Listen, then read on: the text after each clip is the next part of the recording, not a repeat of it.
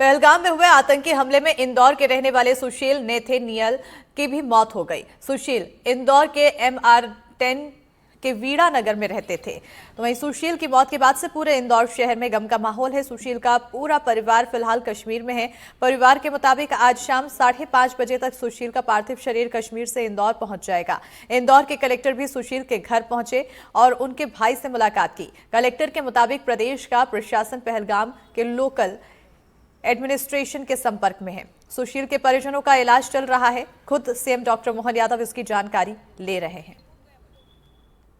जो भी घटना घटी है बड़ी दर्दनाक और हृदय विदारक है कि धर्म विशेष का एक तो अलगाववाद फैलाने के लिए पूछ के कि कलमा पढ़ोगे, जो कलमा पढ़ेगा वो बचेगा।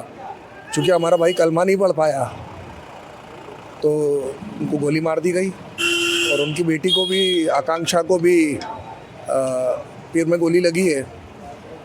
भारत सरकार, मध्य प्रदेश शासन इसमें पूरी गंभीरता से हमारा साथ है, पूरे परिवार के साथ है।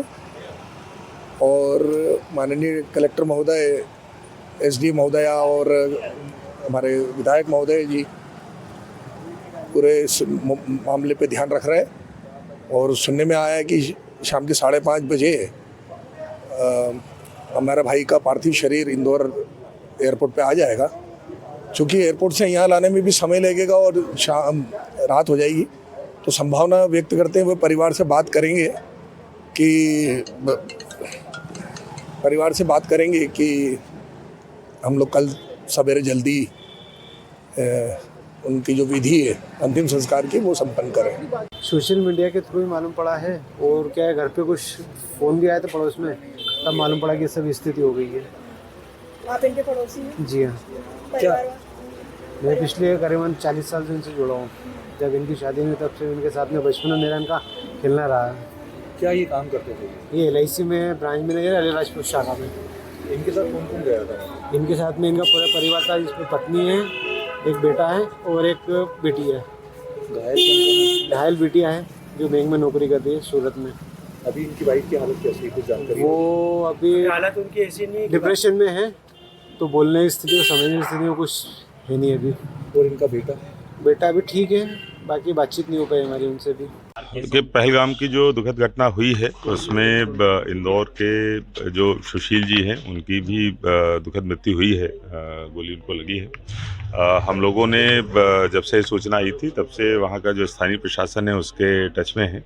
आज सबसे पहले उनका जो घर है वहाँ पर वीरानगर में जाना हुआ। इसके बाद प्राइम सिटी में जो उनके परिजन रहते हैं वहाँ पर भी मेरा आना हुआ। परिजनों से मुलाकात हुई। उनको ये आश्वस्त किया गया है कि हम लोग जो उनका मृत शरीर है और जो परिवार के लोग हैं उनके साथ लगातार संपर्क में है, परिवार के लोगों के साथ में और लोकल एडमिनिस्ट्रेशन के साथ में, कि मृत शरीर को यहाँ तक लाया जा सके बिना किसी असुविधा के। और जो इंजरी भी चूँकि दिखाई गई थी उनके जो परिजन हैं तो उनका इलाज अच्छे तरीके से हो जाए, इस पे लगातार नज़र बनाए हुए हैं। भोपाल से माननीय मुख्यमंत्री जी के द्वारा भी लगातार इस बारे में जानकारी प्राप्त की जा रही है।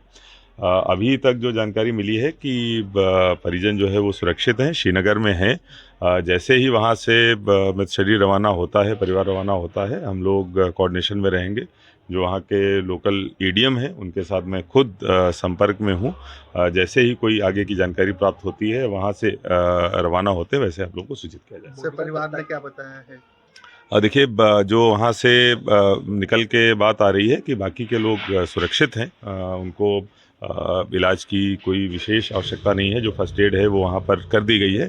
बाकी अन्य कोई, ये प्राथमिक सूचना है, अगर अन्य कोई सूचना मिलती है तो आप लोगों को जरूर बताएं। सर, कब तक लाया जाएगा इंदौर?